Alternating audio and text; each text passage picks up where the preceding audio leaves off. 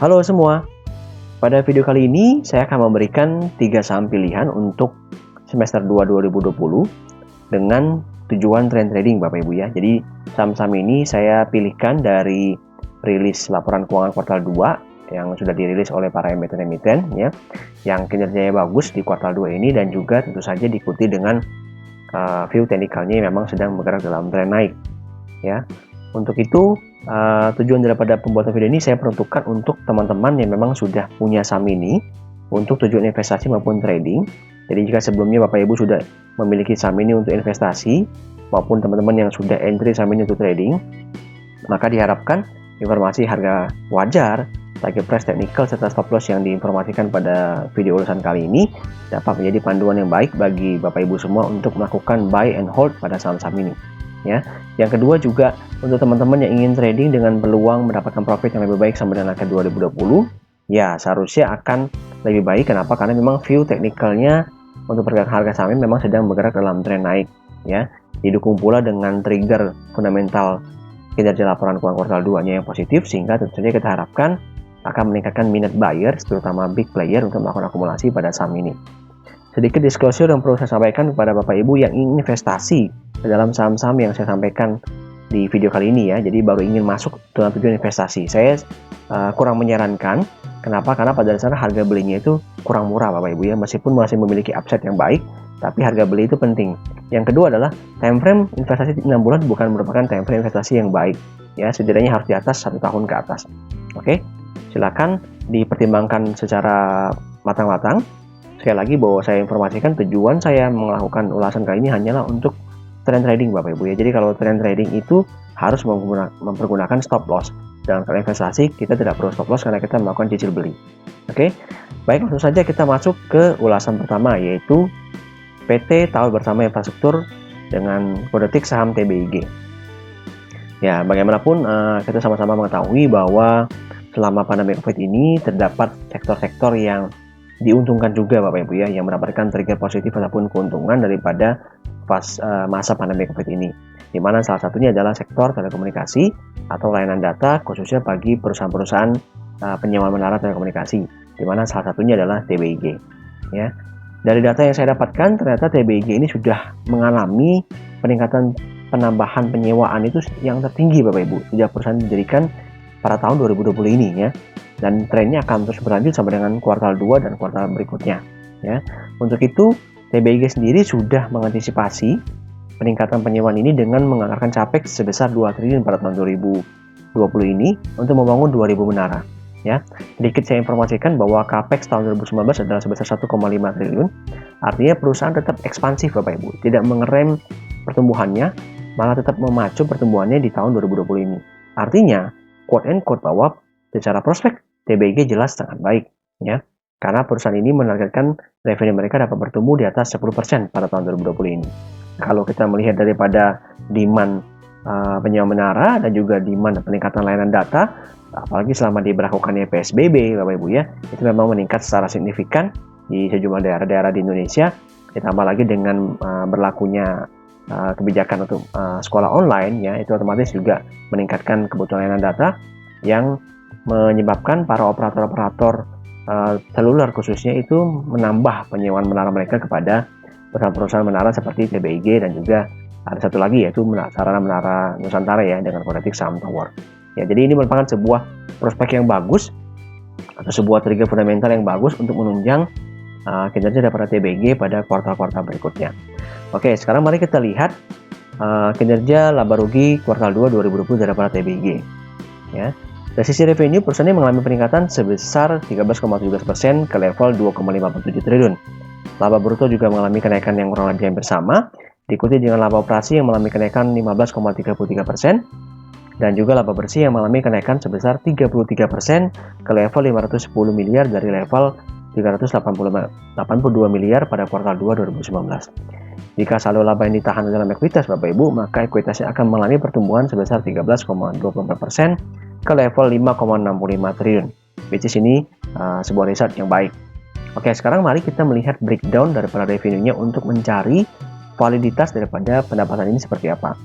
Oke, jelas ya Bapak Ibu ya, terlihat bahwa peningkatan pendapatan daripada TBG ini memang dikontribusikan oleh peningkatan penyewaan menara daripada operator-operator seluler yang sudah kita sama-sama kenal ya, yaitu dari sisi PT Telkom, Telkomsel ya, Indosat, XL Axiata ya. Jadi ini merupakan 3 pelanggan daripada menara telekomunikasinya TBG yang secara intens itu meningkatkan penyewaan menara mereka ya.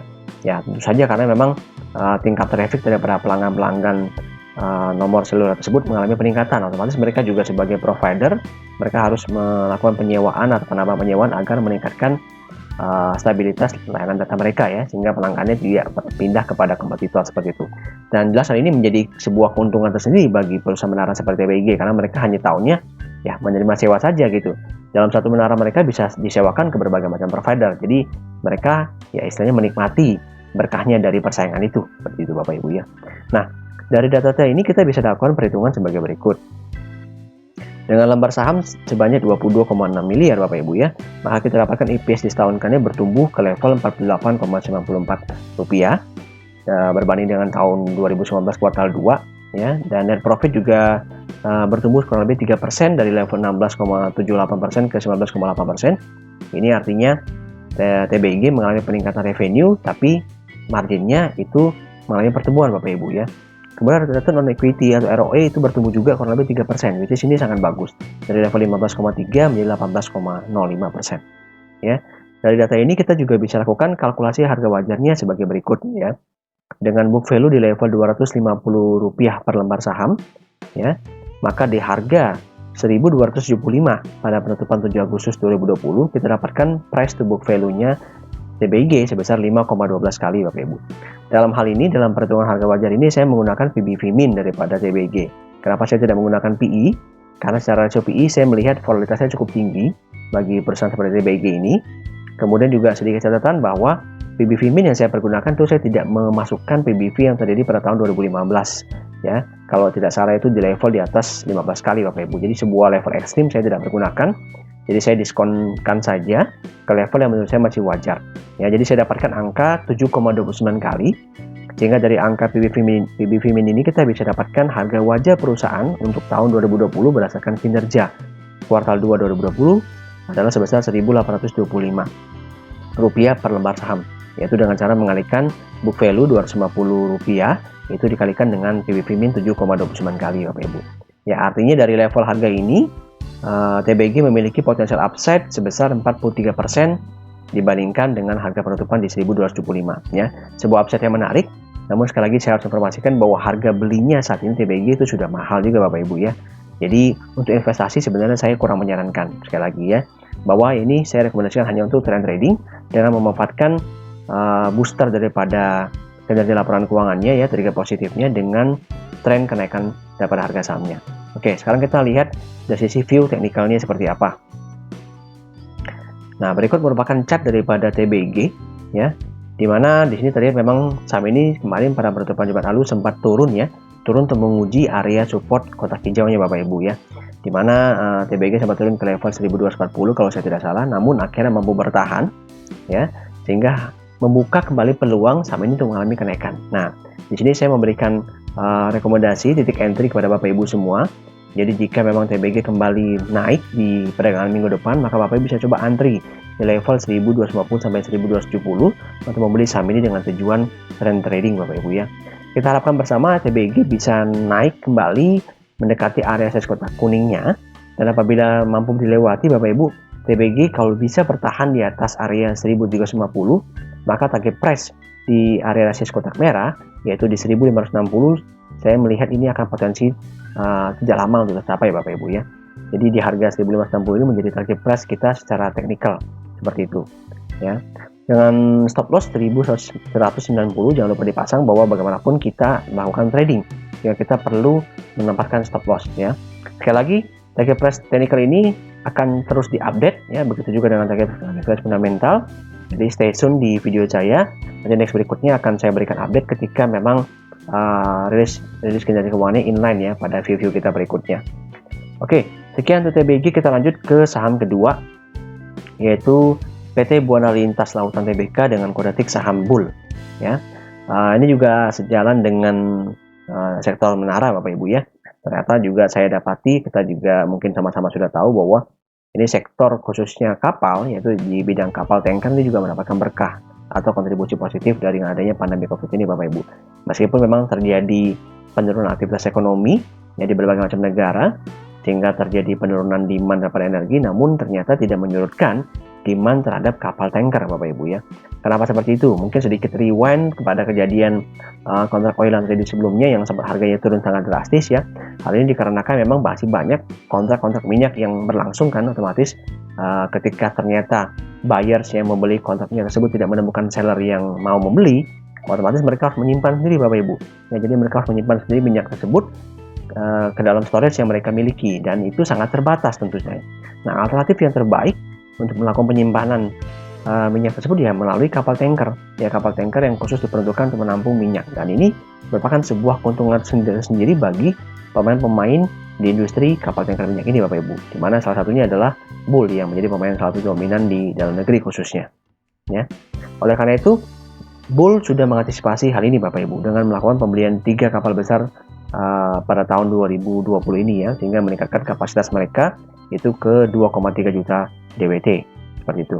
Oleh karena itu, perusahaan dengan optimis menargetkan laba bersih mereka di tahun 2020 dapat tumbuh sebesar 2,5 kali sampai 3,5 kali dibandingkan 2019 dengan mengandalkan strategi gabungan antara kontrak time charter dan tarif sewa internasional mereka, karena hal tersebut bisa memberikan margin laba yang lebih tinggi, dan hal ini sudah terbukti seperti itu. Dan secara trennya masih akan berlanjut di kuartal-kuartal berikutnya, Bapak Ibu ya. Jadi seperti yang saya jelaskan tadi, bahwa memang pandemi COVID ini menyebabkan terjadinya peningkatan permintaan kapal tanker minyak ini, Bapak Ibu ya. Jadi karena memang demand energinya menurun, otomatis para buyers yang sudah membeli kontrak itu, dan karena seller yang pembelinya itu kurang ya, otomatis mereka harus menyimpan sendiri. Nah, ini menyebabkan terjadinya peningkatan permintaan daripada kapal tanker minyak untuk penyimpanan minyak daripada si seller tersebut seperti itu. Nah, otomatis untuk tarif sewa kapal tanker besar, Bapak Ibu ya, ini mengalami peningkatan yang signifikan, kurang lebih sebesar 74,8% dari data yang saya dapatkan ini ya, dikarenakan sekali lagi memang karena suplai kapalnya juga berkurang ya, karena berbagai macam negara yang melakukan lockdown terhadap aktivitas ekonominya, otomatis perusahaan penyedia kapalnya juga melakukan penghentian beroperasi ya. Namun peningkatan permintaan tetap berlanjut, otomatis harga sewa menjadi lebih tinggi ya, dan jelas hal ini menjadi pemicu trigger positif lagi kepada pendapatan Bull yang juga memang merupakan salah satu pemain dominan dalam industri ini ya, industri kapal tanker minyak seperti itu. Dengan adanya open lockdown sendiri, Bapak Ibu, juga otomatis ini juga akan meningkatkan kembali trigger positif berikutnya, sehingga Bull secara view-nya juga mengatakan bahwa di tahun 2000 sampai 2021 akan menjadi tahun yang baik bagi mereka seperti itu, Bapak Ibu ya. Jadi dari data-data ini kita bisa asumsikan sementara ya, sampai dengan akhir 2020 seharusnya akan menjadi sebuah tren yang positif terhadap kinerja Bull pada kuartal-kuartal berikutnya. Oke, sekarang mari kita lihat bagaimana kinerja kuartal 2 daripada laba rugi Bull di tahun 2020 ini. Yang pertama adalah revenue mereka mengalami peningkatan sebesar 100%, 100,85% ke level 1,4 triliun, Bapak Ibu ya. Jadi jelas ini terbukti sangat baik ya, pertumbuhannya sangat signifikan sekali. Laba bruto juga bahkan mengalami kenaikan yang lebih besar lagi, yaitu sebesar 169% ke level 816 miliar, dengan gross profit margin mereka mengalami pertumbuhan, Bapak Ibu ya, dari 43% ke level 53%. Jadi peningkatan revenue atau peningkatan sewa daripada kapal Bull ini tidak menyebabkan perusahaan menurunkan marginnya, malah justru perusahaan mendapatkan penambahan atau keuntungan margin lebih dibandingkan sebelumnya, Bapak Ibu. Jadi tarif mereka mungkin lebih tinggi kan, jadi margin mereka mengalami peningkatan seperti itu. Nah, laba operasi juga mengalami kenaikan signifikan di atas 200%, diikuti juga laba bersih yang mengalami kenaikan sebesar 270% ke level 451 miliar dari 121 miliar di Q2 2019. Seperti itu, berbanding dengan 2020 yang naik ke level 451 miliar. Jika laba bersih tersebut ditahan dalam ekuitas, maka perusahaan akan mengalami pertumbuhan sebesar 14,04% ke level 4,37 triliun.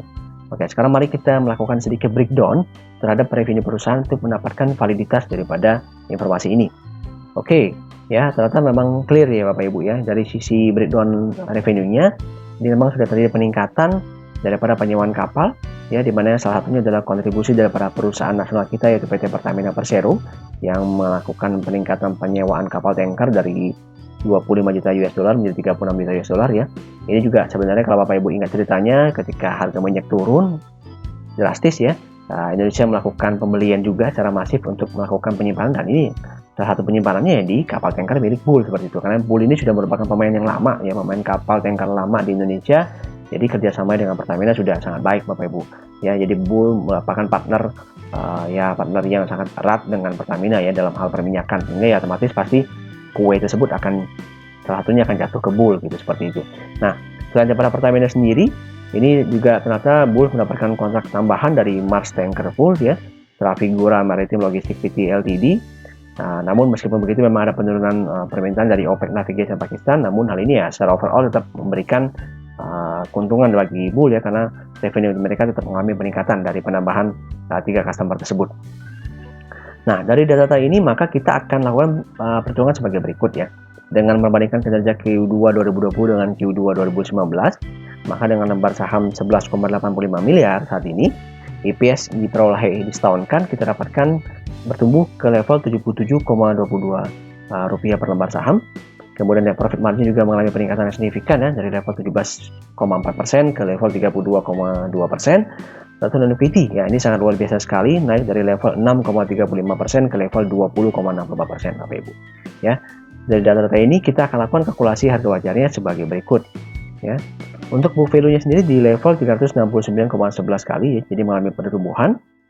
Dan untuk perhitungan harga wajar daripada Bull saya tidak menggunakan PBV.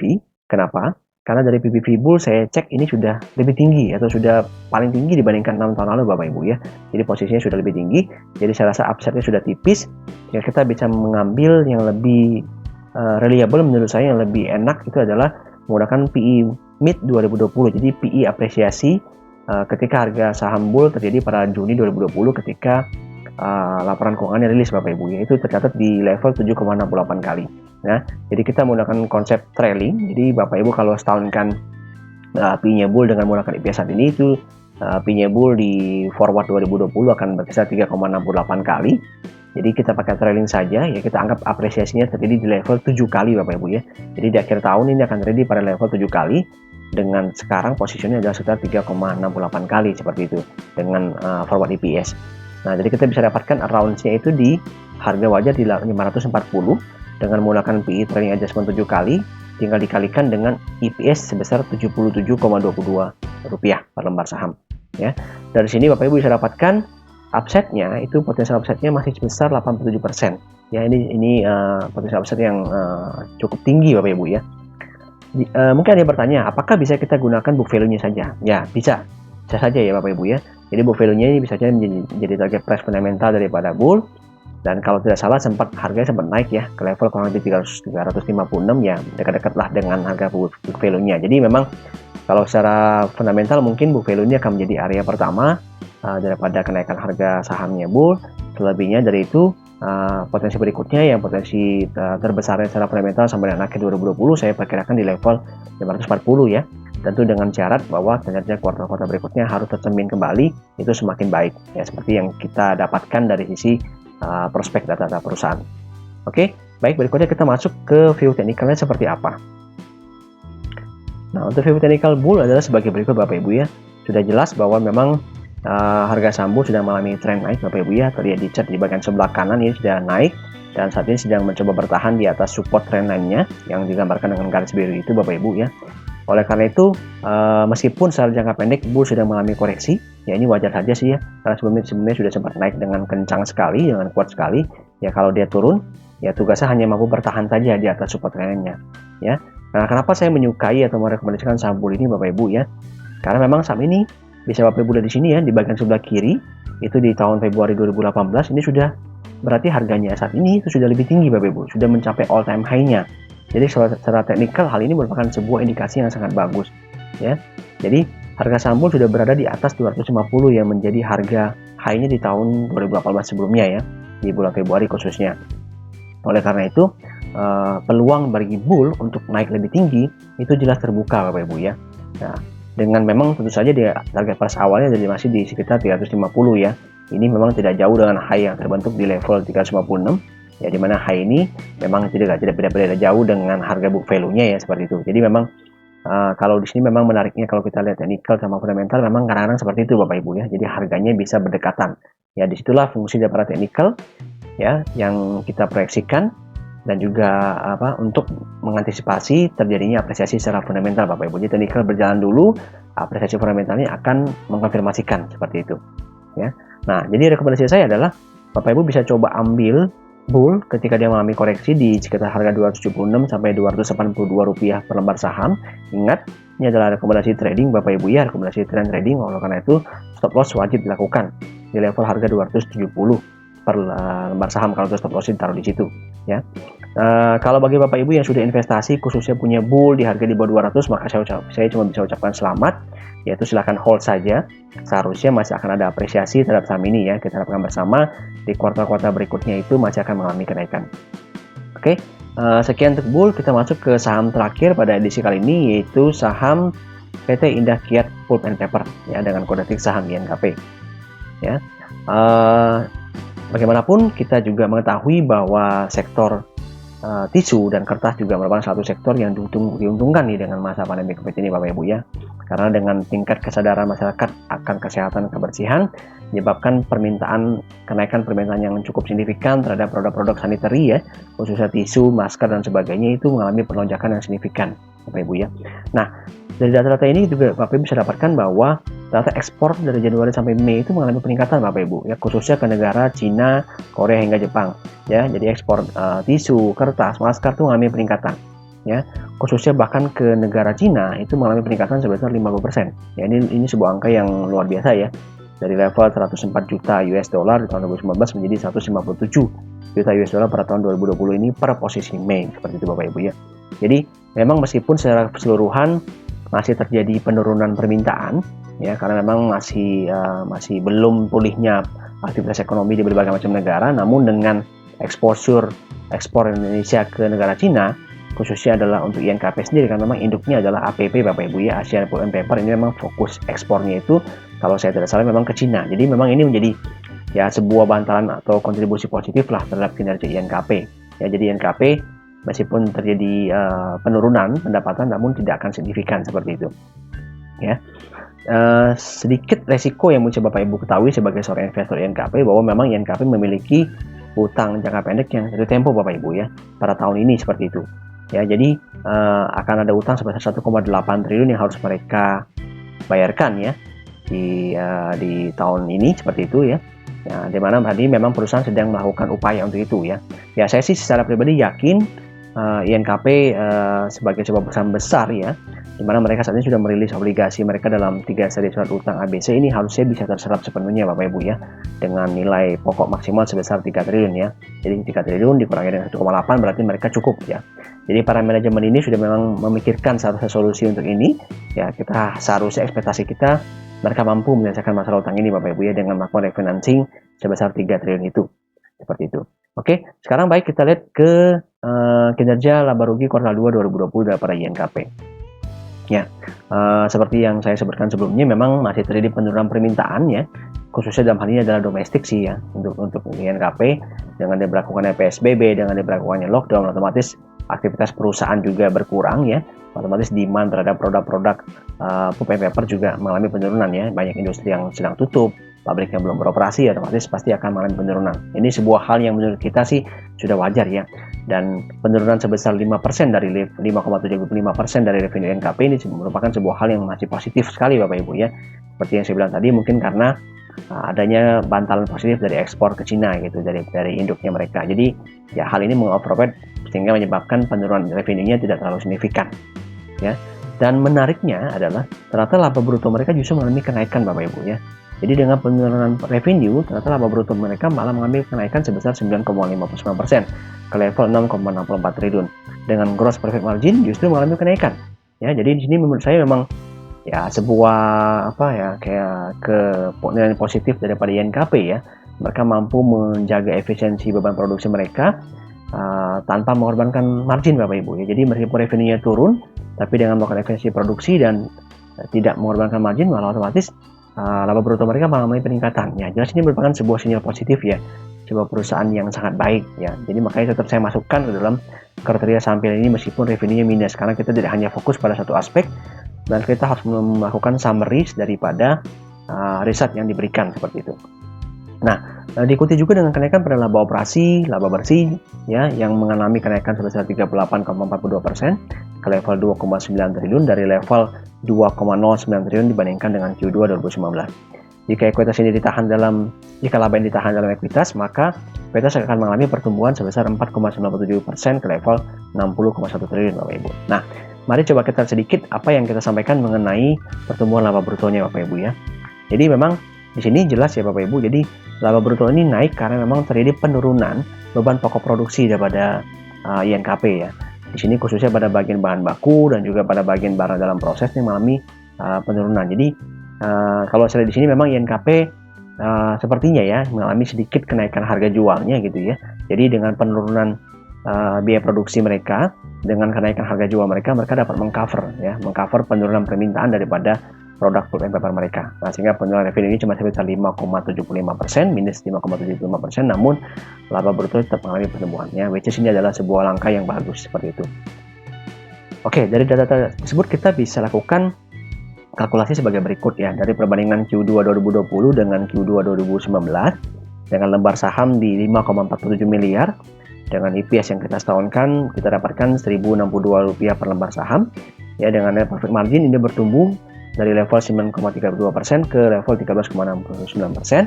Dengan ROE itu di level 7,33% ke 9,67% ya. Jadi profitabilitasnya tetap terjaga dengan baik ya, which is ini adalah sebuah sinyal yang positif bagi INKP untuk bertahan pada kuartal 3 dan kuartal 4 berikutnya yang menurut saya pribadi seharusnya pasti akan lebih baik Bapak Ibu. Nah, dari data tersebut kita dapatkan kalkulasi harga wajar sebagai berikut. Ya, untuk book value INKP di level 10.990 saat ini ya, yang bisa kita anggap sebagai 11.000 ya. Namun untuk pertemuan kali ini saya tidak menggunakan PBV daripada INKP. Kenapa seperti itu? Karena saya lebih melihat apresiasi market ini terhadap PE ratio daripada INKP ya. Karena dengan pertumbuhan EPS-nya yang kuat, ini apresiasi masyarakat itu lebih ke PE-nya. Apresiasi daripada pelaku pasar lebih melihat kepada PE-nya. Apakah bisa menggunakan PBV sekali lagi? Ya bisa saja, nggak masalah gitu. Ya, namun dalam hal ini, dalam paparan ini saya akan menggunakan PE high performance mereka di tahun 2018, ya, di mana tercatat di level 13,37 kali. Ini merupakan PE tertinggi yang mereka capai. Kalau tidak salah harganya sekitar di level 20 ribuan pada waktu itu ya. Dimana pada waktu itu EPS-nya di sekitar level 1.500-an Bapak Ibu ya. Nah, dari situ saya tarik mundur sedikit ya, menggunakan PE relatif to EPS-nya untuk mengkalkulasi sekiranya PE wajarnya berapa di tahun 2020 ini ya. Dengan cara kita bandingkan nih. Jadi dari EPS disetahunkan 1062 ini dengan 1.500-an di tahun 2018 kita bandingkan. Ini ternyata diskonnya sebesar 68%. Nah, dari situ kita tinggal ambil relatifnya saja. Dari 13,37 kali kita diskonkan 68% menjadi level 9 kali. Ya, jadi kita ambil bulatnya saja di level 9 kali. Nah, dari sini kita dapatkan harga wajar INKP berdasarkan kinerja kuartal 2 2020 sampai dengan akhir 2020 adalah Rp9.560 per lembar saham Bapak Ibu. Ya, dengan kondisi penutupan 8.525 ya per 7 Agustus ya, kita dapatkan upside yang sekitar 11% sampai dengan akhir 2020. Ya, upside ini tidak jauh lagi Bapak Ibu ya. Namun kalau melihat daripada waktu dirilis LK Q1 ya kalau tidak salah ya, di level harga 5 ribuan ya, ini masih sangat enak gitu deh. Tapi kalau memang sekarang ini ya hanya tipis saja memang secara upside-nya gitu ya. Ya, sekali lagi makanya saya katakan ini tidak layak investasi kalau untuk sekarang Bapak Ibu ya. Jadi kalau untuk investasi itu kita perlu harga beli yang baik. Ya, sekarang ini hanya kita tunjukkan untuk trend trading saja. Ya, karena dengan trend trading harusnya potensi upside ke depannya masih akan ada. Ya, apakah bisa menggunakan book value mereka? Ya, sekali lagi saya bilang bisa ya. Pada tahun 2018 itu kalau tidak salah book value-nya di level 1,15 kali ya. Jadi di situ juga berarti ya seharusnya INKP juga masih punya peluang untuk berada di level 11 sampai 12 ribu sebelumnya seperti pada video pertama saya seperti itu ya. Jadi ya cuma saya harus memaparkan kembali, harus melakukan update kembali berdasarkan kinerja terbaru mereka, sehingga harga wajar yang terlihat sekarang adalah di level 9.560. Ya, tentu saja dengan adjustment yang akan terjadi berikutnya pada hasil kuartal 3 dan kuartal 4 berikutnya, tentu saja harga wajar ini akan mengalami kenaikan ataupun penurunan ya, kalau memang kinerjanya itu kembali mengalami penurunan. Oke, sekarang kita kembali melihat ke dalam view teknikal INKP Bapak Ibu ya. Oke, berikut merupakan chart daripada INKP. Ya, saat ini memang pada penutupan Jumat lalu terlihat memang saat ini sahamnya sedang bergerak naik ya, namun tertahan di area resist kotak merah ya Bapak Ibu ya.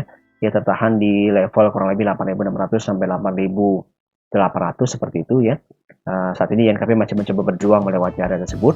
Oleh karena itu saya lebih memberikan rekomendasi untuk melihat bagaimana respon pasar terhadap harga saham ini di minggu depan ya.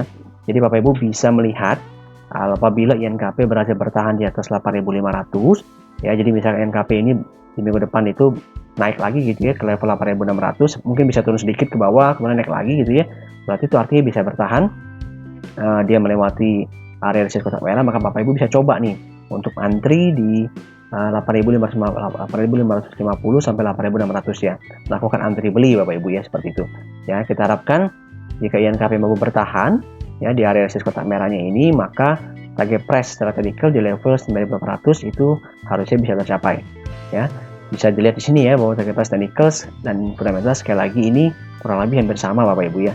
Nah, disinilah pentingnya kita mempelajari kedua analisa tersebut Bapak Ibu ya. Analisa fundamental, analisa technical ini menjadi penting agar kita bisa mendapatkan view yang lebih baik ya, keputusan entry yang lebih baik, keputusan hold yang lebih baik, sehingga hasil profit kita bisa juga mengalami peningkatan yang lebih baik seperti itu. Dan jangan lupa, sekali lagi ini adalah rekomendasi trading, jadi stop loss harus tetap digunakan ya, jangan dicampur adukan nih antara niat investasi dan tradingnya, harus dipisahkan secara jelas ya. Stop lossnya ada di level 8.200. Oke, saya rasa cukup sekian ya. Nantikan video-video saya berikutnya, karena nanti akan ada pilihan-pilihan saham lagi lain yang saya kombinasikan dengan fundamental serta teknikalnya. Diharapkan bermanfaat bagi Bapak Ibu semua. Silahkan like, share, dan komen video ini, serta subscribe jika dirasa bermanfaat, dan bagikan kepada banyak rekan-rekan lainnya agar bisa mendapatkan manfaat yang sama ya. Bapak Ibu juga bisa join free channel Telegram saya di RSM Saham, di mana market commentary dan live update untuk technical secara umumnya akan saya sampaikan, sehingga diharapkan juga bisa membantu keputusan entry maupun hold dari Bapak Ibu semua. Oke, untuk link join channel ini ada di deskripsi video ini. Oke, terima kasih, thanks for watching.